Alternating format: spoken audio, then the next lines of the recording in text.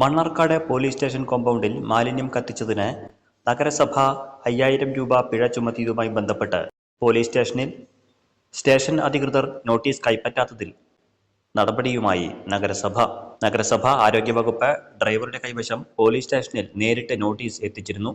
എന്നാൽ ഇത് കൈപ്പറ്റാതെ ഡ്രൈവറെ ഏറെ നേരം സ്റ്റേഷനിൽ ഇരുത്തി മടക്കി അയക്കുകയാണുണ്ടായത്.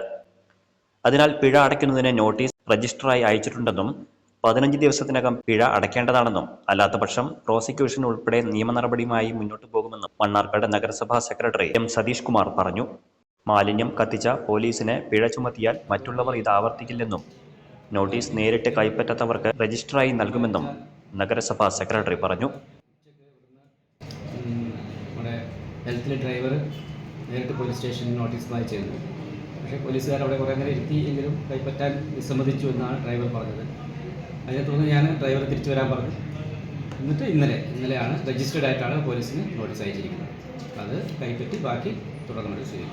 ഫൈൻ 5000 ആണ് സ്പോട്ട് ഫൈൻ ഇട്ടിരിക്കുന്നത്. എന്തറിയോ, ഇതിപ്പം ഇങ്ങനെ ഗവൺമെൻറ് ഓഫീസ് അതും ഇത്രയും പോലീസുകാർ ചെയ്യുമ്പോൾ അവർക്ക് തന്നെ ഫൈൻ കിട്ടുമ്പോൾ ബാക്കിയുള്ള എല്ലാ ഓഫീസുകളും സ്ഥാപനങ്ങളൊക്കെ ഇത് ഇനി ആവർത്തിക്കില്ലല്ലോ. ഇത് ആവർത്തി ചെയ്തുകൊണ്ടാണ് നമ്മൾ കൊടുക്കേണ്ടി വന്നത്. ഇതിന് മുന്നേ ഒരുപാട് പരാതികൾ വന്നു, പക്ഷേ ആരും നടപടിയെടുക്കാനും പോകുന്നില്ല.